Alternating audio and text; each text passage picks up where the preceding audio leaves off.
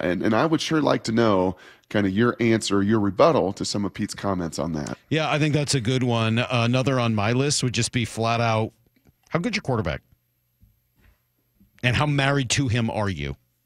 What's your plan to find another one if that's what I want? If I come in here and say, I'm sorry, this just isn't what I need to, do the type of offense and the type of team that I want to have. Mm-hmm. How married are you to your quarterback, and how good is he? What do you make of him? And I'm not sure that, that answer's probably going to affect me a lot, right? I think the contract of Geno gives you a big part of that answer, though, doesn't it? Isn't his year-to-year contract pretty chunky in its explanation of, yeah, we really like him and we love when he competes, but he's got to earn it year to year, and we were going to mutually have to make a decision. Right. I'll hit on that Blue 88 in a second. But I think that contract kind of tells you, as it always does in the league, how married are you to personnel? How married are you to somebody? How much security have you given them to where, and leverage have you given them to where, yeah, man, I'm sorry, I'm immovable. Because, my deal is such, and you've given me such security that I'm going to be here. So I think Geno's deal, at least in my mind, helps answer some of that question. Last thing for me, if I'm on this interview process, is how are we going to put together my staff? How much of a hand, I heard you in your presser, and this is right back to John. Mm-hmm. I heard you in the presser the other day, so you make sure that he knows and everyone knows that you're tuned in and you're listening. And, I listened to everything you had to say, and you talked about now you having authority over the coaching staff. How did that work prior?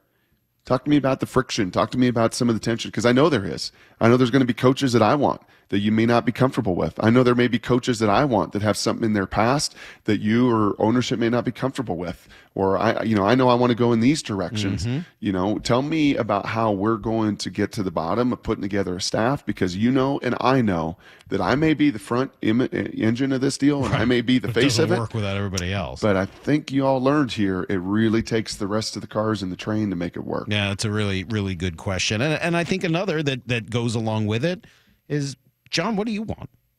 What kind of team are you looking to build? Yes. I know what I like. I know what I want as a football team.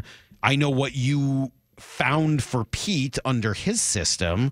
Are you looking to design a specific type of team, or are you looking to find the types of players that fit my scheme? Mm-hmm. I'd like to know. Mm-hmm. Because that's going to affect how I take the job, and what if our schemes work together, if our visions are simpatico, aligned, then great. Then maybe this works. But if you're interested in building one kind of a team and I just kind of want my types of guys, that's going to be an issue. But if you will listen to me and I say, hey, I need guards that look like this, I need tackles that look like that, I need this kind of a quarterback, I need this style of a defensive back, great. Mm-hmm.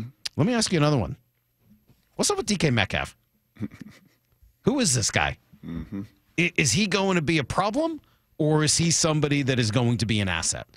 Who is DK Metcalf, and what is my freedom over, whether it's managing him, disciplining him, or moving on from him? Like, where are we with DK, who, if I'm not mistaken, is your highest paid player?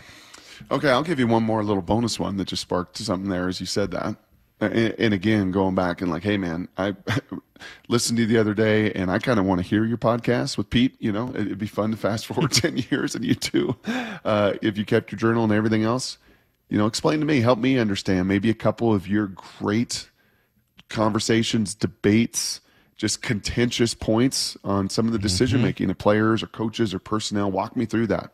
Help me understand a few of those, of where you came from and where Pete came from, and where, you two hashed it out and found a consensus. And likewise, you better be prepared, if you're the head coach in these interviews, to be pretty transparent about some of those areas that you have learned from.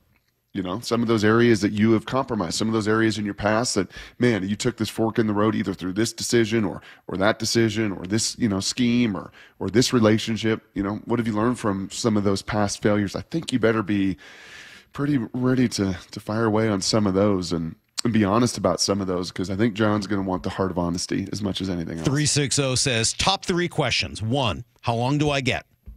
2, how much progress are you expecting in the time frame allowed? 3, I believe the chemistry is key between coach and player.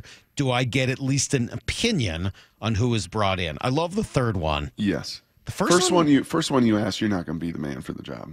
I totally like. You ask how long do I get, and my answer is, sorry, I'm not telling you that. Like, come in and do a good job. What do you? It's the NFL, right? It's the not for long league. That's right. No, I'm out on that question. Please don't ask that. How much progress are you expecting in the time frame allowed? Again, I think kind of put that in the same direction. Like, correct. No, I don't want to hear that. I'm interviewing for this job because I look at your young pieces and we can win here, and the Houston Texans and the Green Bay Packers and these teams, and heck, you even a year ago, nobody expected the Packers to be in the divisional round. Nobody expected the Texans to be in the divisional round. Nobody expected the Seahawks to make the playoffs a year ago. Yeah, time and expectations, go win. But the third one, that's a pretty good one. Mm-hmm. That third little question right there. Good job. Is that 360? That was the 360. That's absolutely. I like this one as well from the 360. What is the biggest weakness of the organization? Yeah. Now, a better question, the same person has this one as well. Maybe there's a better way to ask it. What's your definition of success? What is your definition of success in years 1, 2, and 3? How do you define success? I think that's a totally fair question that doesn't feel like you're trying to buy yourself some extra time. Mm-hmm. But yeah. Absolutely. What is your definition of success? Where does this organization, where can it go, and how quickly can it get there? I think those are questions anybody would want to ask.